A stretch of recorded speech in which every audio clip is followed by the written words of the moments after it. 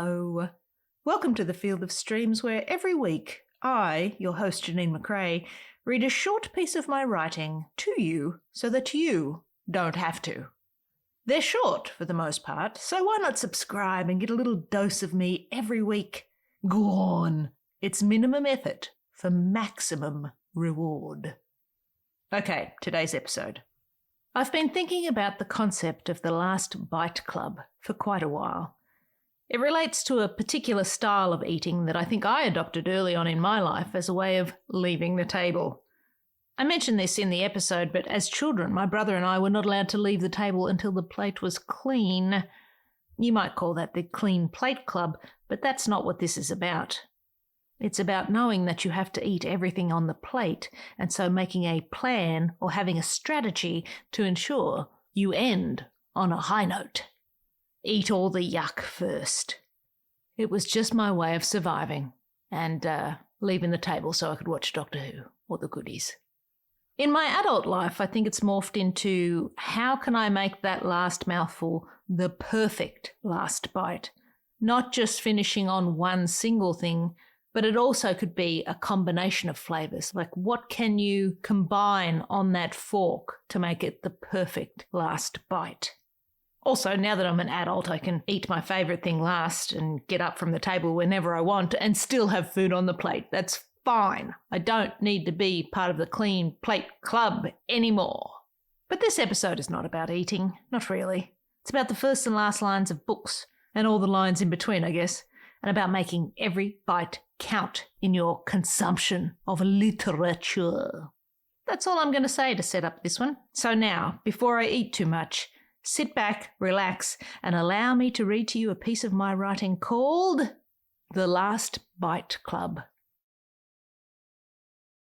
Is this the last sentence? No, that was the first, and this is the second.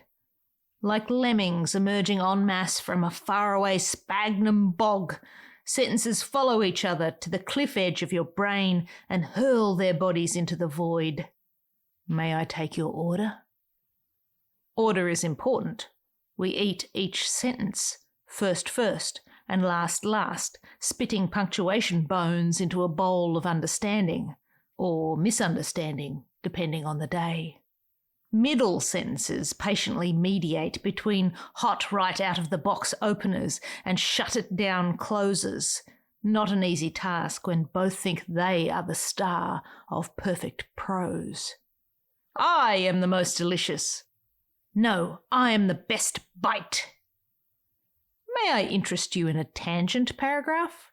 Believe me, it will wind around several tables, through the kitchen, and out into the back alley for a smoke before bringing you back to the points table. As children, my brother and I were not allowed to leave the table until we ate everything on our plate. I say this with no recollection of the consequences should we not eat everything, but saying something like "no TV" would have made me eat the plate when I was little, so perhaps that. There was no point arguing. It was just accepted that you had to eat it all, and as a result, I developed a very specific and methodical way of eating, which I still practice to this day, minus the clean plate part. I save my favourite thing for last. Yes, I am a last bite is the best bite person. The last bite is the high note, the joy note, the firework finale to set me off with a bang. But, is the last bite, best bite, an approach that can be applied to writing? Isn't it mighty risky to hang so much weight on the last sentence or paragraph? Well, yes. That approach relies on the reader getting to the last line in the first place, and by doing that, you sure are putting a lot of faith in things, aka humans, that perhaps don't deserve that faith. After all, attention spans are on that high scroll, first few seconds and out mode these days. Last bites in writing matter. This is not new, but know that they can't be the only special on the menu. All sentences matter. Quote, "It was a bright cold day in April, and the clocks were striking 13. To put it mildly, that's a good first line. It hits the tongue with an instant burst of flavour that gets the growlin' gurgling in the tum-tum cave. More, you say. I want more, and there ain't no please, sir, about it. And you get more. A whole lot more sustenance and bitterness and bad tastes and phrases that burn the back of your throat and all the way down. All the way down. And then, quote, he loved Big Brother. A last line, waving sinister back to the first. Both are bangers, of course, crafted and constructed as carefully as I construct my best last bite. But a good first and last, is that all you need to win dinner? One zesty appetizer finished with a deliciously cruel dessert?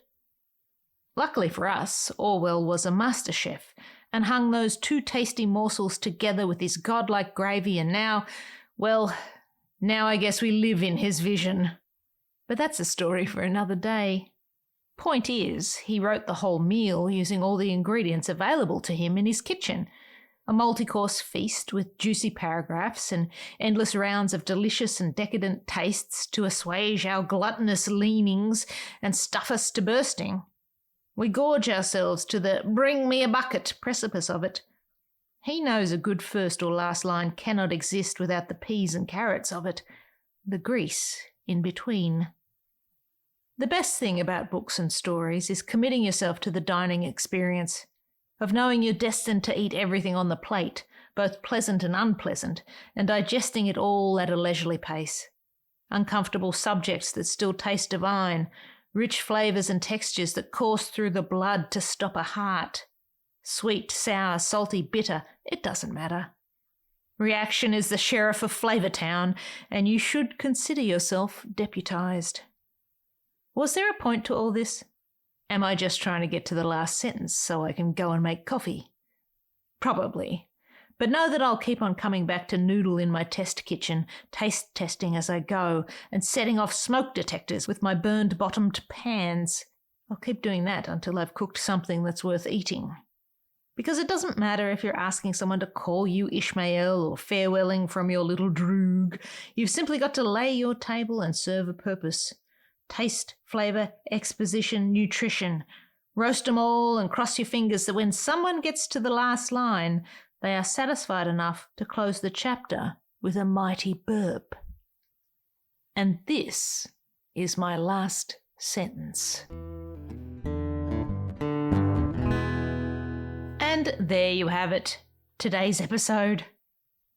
The first and last Orwell lines I mentioned in there were, of course, from 1984.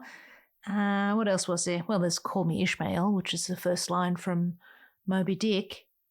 Yeah, first and last lines, people. They're important.